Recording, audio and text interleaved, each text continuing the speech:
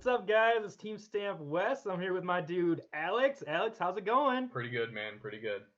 Awesome. Well, we're back with a FPO players to watch in 2020, and we're going to run down our top 5 players that we think you should keep an eye on for the 2020 season.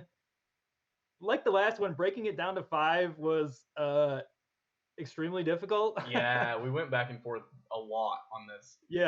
Yeah, we went back and forth a ton on these, maybe more than the MPO even. So we're actually going to start out with 3 honorable mentions. We couldn't break it down to 5, so we're giving you a little bit of a top 8. But our 3 honorable mentions, we got Rebecca Cox. She had a really great finish to the end of the year. We got Henna Blomroos, I believe it is. Yeah, something like that. Young European player. I think her lowest finish this year was 4th, and that was at Worlds, where she was on lead card for a couple of rounds there. So she's really doing big things. And then Evelina Salonen, who won the Memorial and also had a really great season herself. So those are our 3 honorable mentions. And who do you got at number 5, Alex? At number 5, just like last time, somebody you're not seeing this low very often, Paige Pierce. Paige Pierce is coming off a really big season. It's actually funny, we were talking before this about how she had a quote-unquote slow start to her season, but her slow start is 7th at Las Vegas and then 3-2-1 on her next ones. And then she had a run of 9 wins in the middle of the season. Actually, Yeah. The end of her season was almost slower than the start with a 2 fourths and 2 seconds. But it's like clockwork. You're going to see Paige Pierce back at the top. It's going to be interesting to see how she follows up another iconic year. We didn't see her at USDGC this year. Really, she was on the coverage at the beginning of the year, and her goal was to cash. I think next year that's going to be probably one of the bigger things for her, is getting back to USDGC and getting back in the cash. But as usual, keeping an eye on Paige Pierce. I think she has said before she's chasing that 1,000, that 1K rating. There's a few ladies that are really trying to push the FPO side and chase that first 1,000 rated FPO player. And I think she definitely has the biggest game in terms of distance. She's working on that forehand. Her putting is typically very good, sometimes a little up and down, but for the most part, really good.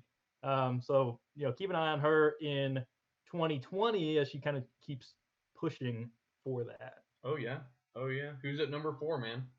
Number 4, we got Vanessa Van Dyken, VVD. And the reason she's on here is because she had a really hot start to her 2019 season.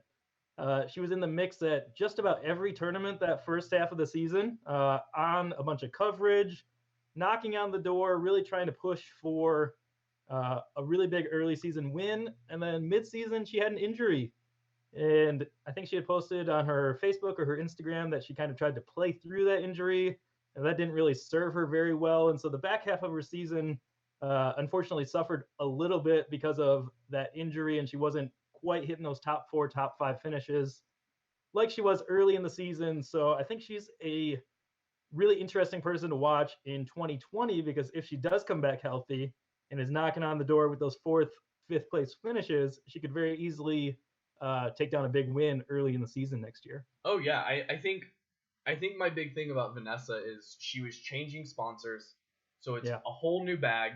She had an injury in the middle of the season, so there's a lot of stuff going on, and I think she just moved back to the States, and she was touring kind of full time by herself for a lot of it.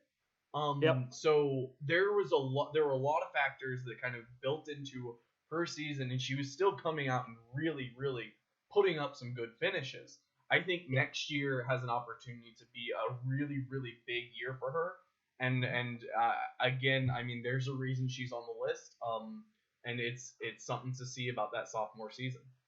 Absolutely. Who we got at number 3, Alex? Number 3, recently married. Congratulations to her. Paige Bjerkaas, coming off of a world championship last year, and then coming into this year, there were a lot of expectations, but all things considered, she didn't live up to them. However, she was planning a wedding. She had a lot of stuff on her plate, it wasn't just she didn't play well. It was a matter of she had another very major life thing going on, and that like you can chalk it up to that. You can chalk it up to other things. I think I give all due respect to somebody who's planning a wedding. And I think best congratulations to her. And I think next year is another opportunity for her to step out and really grow as a player. And kind of build this franchise of herself. She's an extremely marketable, very, very like positive personality. So it's going to be cool to see her really get out on the road and really attack the season as fully as she can, because the season she won the world championship, she was just coming out of school. This year she was planning a wedding for most of it, and next year she gets to actually shine. Yeah, I think she's still a young player. There's no doubt about her game. She's really good. I mean, probably the best putter thrower, I think, in the FPO field. Oh yeah, one of, for sure. And I think the question is, can she come back and be really focused next season, like she was for part of the season and part of last season, but really put that together for an entire full season? I think that's the big question that's out there for me.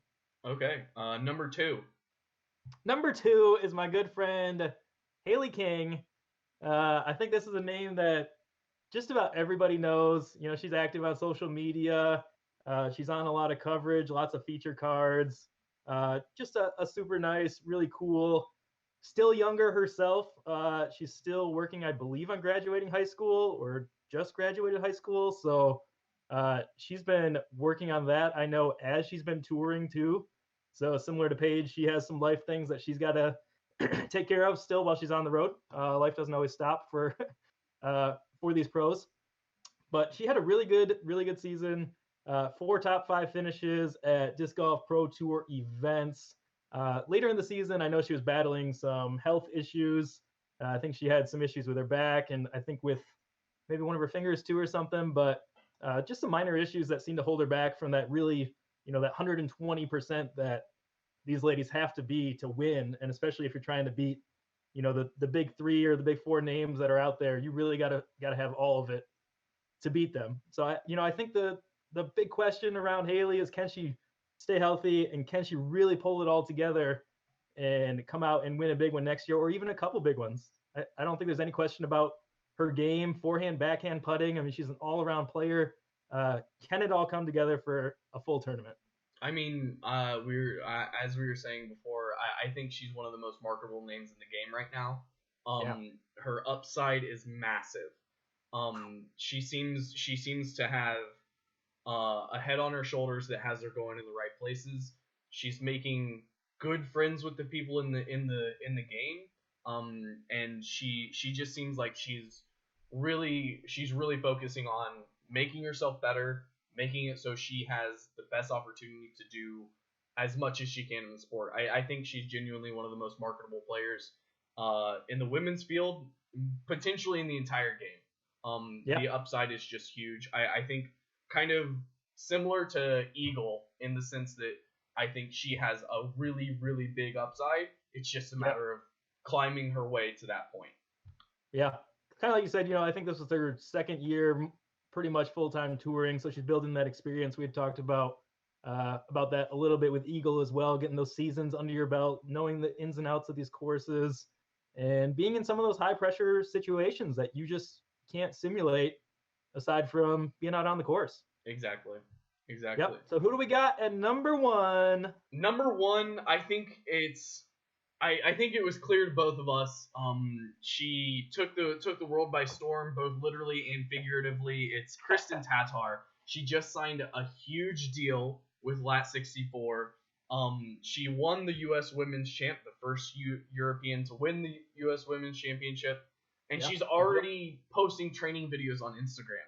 She is out there to be the best. I think she's definitely going to challenge Paige for that 1,000 rating. And I wouldn't be surprised to see her at the top the entire year next year. She will be touring more on the U.S. And she was the player of the year for the FPO this year.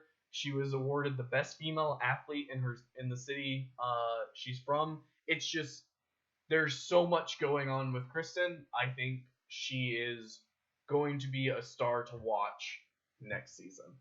Yeah, I forget, the player of the year might have been a year or two ago. I forget what year it was, but she's won the award. Yeah. And I mean, like you said, the second half of the season when she was over here, she was on a ton of coverage. She was vying for wins. She got big wins. And then she had posted, her deal with Latitude is going to allow her to come to the U.S. and go to more of the big tournaments. And I think the big thing we see around Kristin is support. I mean, winning, I think it was Player Athlete of the Year for her town in Estonia. It just seems like everybody in Estonia follows her and supports her. And I think when you have that kind of support, it allows you to do some big things. So I'm excited to see what she can do in 2020. I think it's gonna be a really interesting year next year in the FPO side, especially as we get more footage. We're gonna get more coverage. The shows are gonna be bigger just across the board with all the changes that are going on in the sport as a whole. It's gonna be a really great year for the women's side. Yeah, I think almost even more interesting than the men's side a lot of times. Yeah. The women's coverage has been really exciting this year. It's been exciting to see some new names, some of the European names swing in there, and beyond the coverage, some fresh faces, some fresh young faces, making a statement on the field and kind of challenging the big three that we have here in the U.S. with, Kat, Paige, and Holcomb. Yep. And I'm really looking forward to 2020 and watching some more FPO coverage and seeing how it all shakes down. It's going to be really good. I think the only thing left to do at the end of the day is make that putt. Do you want to watch more awesome videos? We know you do. So make sure you hit that subscribe button, and while you're at it, turn on that notification bell so that you're notified every time we post new videos here at Underground Interviews.